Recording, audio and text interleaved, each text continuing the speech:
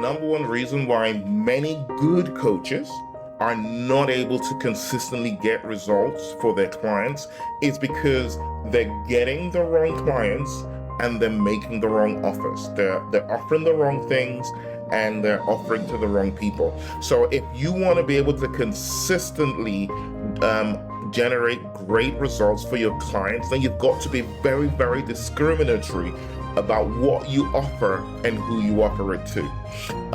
You basically need to narrow things down to what is the best thing that you can offer the marketplace based on your skills and expertise. What is the biggest difference you, with your knowledge and your expertise and your skills, what is the biggest difference that you can make? And then the second thing you want to identify is who can you make this really big difference for? You really need to narrow it down. The problem with many of us is we want to be all things to all people. And the problem is when you do that, you then begin to offer things that you might just be okay at. And also you're beginning to offer it to the people who are not very likely to get results. So I do understand if you're a coach, we want to help people. That's why many of us heart-led coaches come into this space. We get a lot of satisfaction from helping people. But the reality is you can't help everybody. And so you've got to really you've got to know yourself, and you've got to know your capabilities, your expertise, and your strengths, and what you bring to the table. And you've got to be able to understand where you can make the biggest difference. You've also got to be very, very clear about who you can make the biggest difference for. So let me expand on this a little bit. All right, so I'll use one example. Let's think about, you might have been in the digital marketing space for quite a while, and you really, really have invested time and energy in mastering using email to build engagement with prospects, and mastering email to re-engage prospects and to convert people into buyers just by using email, which is great, right? So you know that this is something, I'm good at digital marketing. There's a lot of things that I know. I know social media marketing. I know things about analytics and things like that. I know things about paid advertising. But where I have invested my knowledge, my skills, and my time and my energy, and where my brilliance is in the email marketing space. Well, that's great. Now, what a lot of people then do is, you know what? I'm going to brand myself as the email marketing coach. And then I'm putting things out there. I'm attracting a lot of people. I sell the value of email marketing. I'm creating a lot of social content where I'm showing how email marketing can increase your conversions by as much as 100% in 90 days, and all this stuff that you can back up with facts because you know you can. But this is so that's good. You've identified, unlike the other guy who is a digital marketing specialist and they're packaging themselves as everything to everyone, you've nailed down that email marketing is your space. But not just that, you can help double revenue within 90 days, by using your email marketing plans or strategies or whatever it is you do. Now, the mistake a lot of people who've been able to identify where they can make the biggest difference is they don't pay attention to who they can make the biggest difference for. And so they open it up so everybody who calls themselves an entrepreneur, everybody who is looking to build a business, is attracted to your brilliant content. And then you end up getting a few of them as clients. Now think about Joe, Angela, Samantha, and all these people, and maybe your expertise is not in building email lists, but your expertise is actually getting the most out of an email list.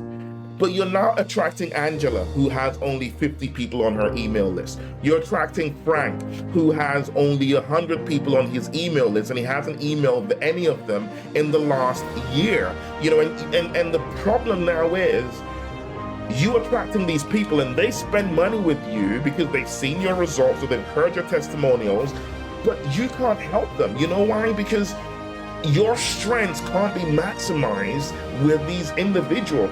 They're not the people who can get the biggest return from the expertise that you bring to the table.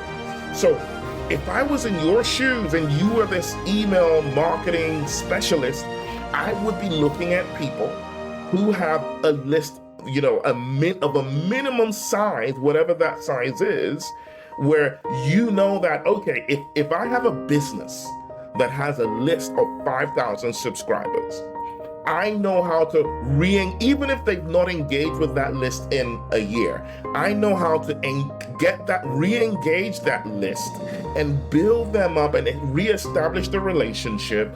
And within 90 days, I can trigger X% of them to buy something that the client offers, so the client can generate X in revenue.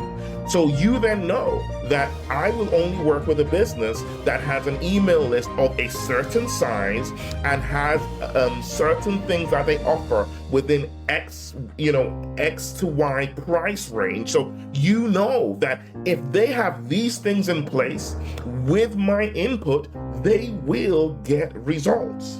So it's another thing. For example, you're saying that, okay, I'm a fitness coach, and what I do is I help people lose weight, right?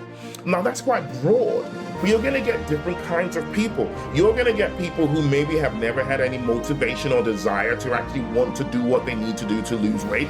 And you're gonna attract people like that who are going to assume that because they give you money, they're just gonna get some results, which if you're a fitness coach, that's not the case. But maybe what you do know is what you're good at is helping people who have been fit before but have fallen off the bandwagon to get them back and get them back into whatever it's they were doing before, to get them back to fitness. You know that as long as that you had a fitness regime in your life once upon a time and you have moved away from that, I know what to do to help you get back on. Can you see? It's very, very specific. So this person knows who their target audience is, and they know what they will do. They know that if I have this person, I will help them get results. And so if you are a coach, you've got to identify where your superpowers are. Really know not just where you're good, but where your superpowers are. You've got to know that. And then you've got to really nail, what are the things that your ideal prospect needs to have in place for you to be able to help them. I'll give you an example. When we created the Predictable Profits Machine, I was very, very specific. I knew that I could help coaches to be able to build a profitable money-making business around their passion and expertise, within 6 months. But I also was very specific about what they needed to have in place before I could work with them. And the primary thing is they needed to have a solution that offers real value to the marketplace, and they needed to have sold at least 5 of their offer. So they need to have gotten 5 clients who had paid them money for whatever it is that they offer. This was critical. If they didn't have this in place, that particular solution was not for them.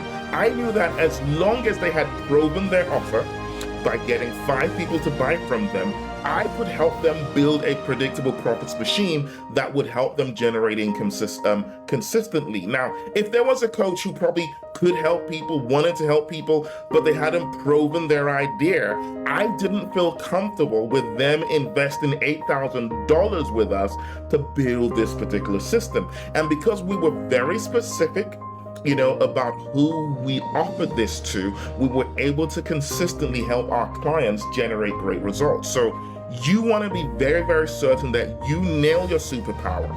And once you've done that, you also want to be very certain that you're very clear about who it is that would get the results with your input, and you make sure you're discriminatory. Whatever that offer is, you want to target and attract the people who tick all the boxes, and if they don't tick those boxes, then you don't take them on as a client. Now, what could you do in that situation? And I'll give one example of myself. Back in the day, in very early days of Profit from Coaching, when I started my elite mentoring program, one of the things I didn't want to do was work on mindset. And I remembered I sat down on a discovery session with this particular prospect, and while we were talking, I just realized that the problem she had was a mindset problem. She just had a lot of self-limiting beliefs that were holding her back. And I knew that if she came into my elite mentoring program, it doesn't matter what I shared with her and how I worked with her at that time with that particular program, she wouldn't get results. What did I do?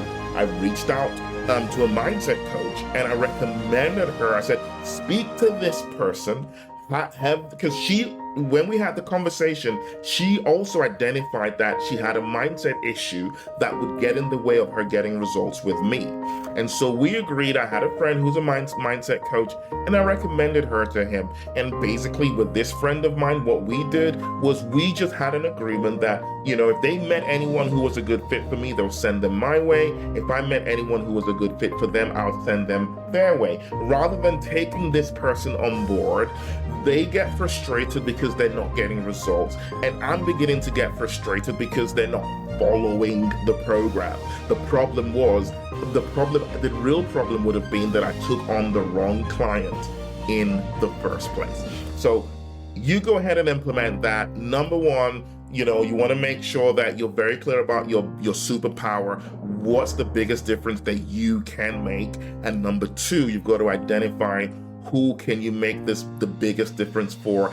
Be very clear about the criteria that makes them qualify, and make sure you only take on clients who meet this criteria. You do that and you will be, getting amazing results for your clients, and they're going to be spreading the word to their friends and family and contacts who are like them, recommending you and your services. And that way you'll be filling your calendar with appointments with quality clients who you're able to make a big difference for, and you're able to make some good money as you help them. Hope this is useful. If it is, go ahead and leave your thoughts and leave your comments.